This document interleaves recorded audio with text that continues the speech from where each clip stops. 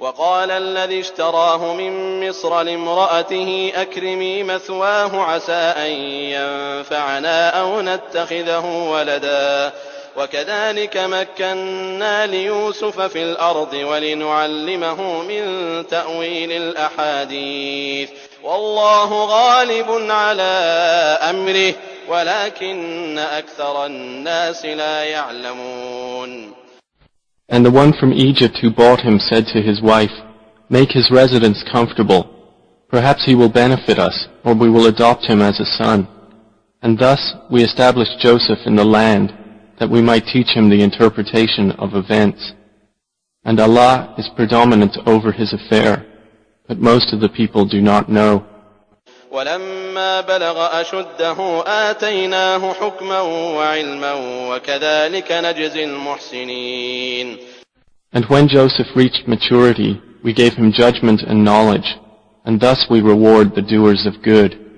وراودته التي هو في بيتها عن نفسه وغلقت الأبواب وقالت هيت لك قال معاذ الله إنه ربي أحسن مثواي إنه لا يفلح الظالمون.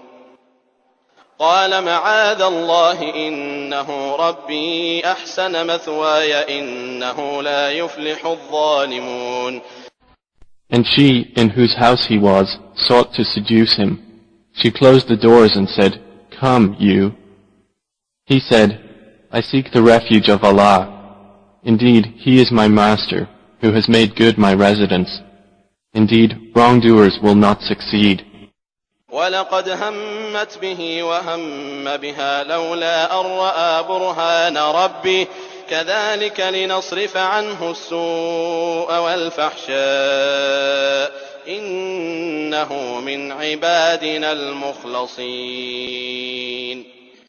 And she certainly determined to seduce him, and he would have inclined to her had he not seen the proof of his Lord. And thus it was that we should avert from him evil and immorality. Indeed, he was of our chosen servants. واستبق الباب وقدت قميصه من دبر وألف يا سيدها لدى الباب. And they both raced to the door, and she tore his shirt from the back, and they found her husband at the door. قالت ما جزاء من أراد بأهلك سوءا إلا أن يسجن أو عذاب أليم. She said, "What is the recompense of one who intended evil for your wife, but that he be imprisoned or a painful punishment?" قال هي راودتني عن نفسي وشهد شاهد من أهلها إن كان قميصه قد من قبل فصدقت وهو من الكاذبين. Joseph said, "It was she who sought to seduce me."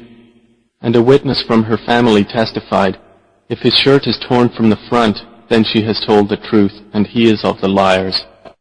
وإن كان قميصه قد من دبر فكذبت وهو من الصادقين. But if his shirt is torn from the back, then she has lied, and he is of the truthful.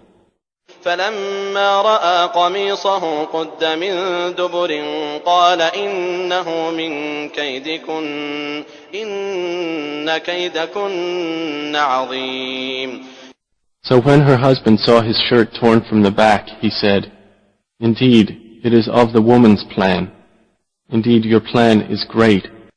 يوسف أعرض عن هذا واستغفري لذنبك إنك كنت من الخاطئين. Joseph, ignore this, and, my wife, ask forgiveness for your sin. Indeed, you were of the sinful.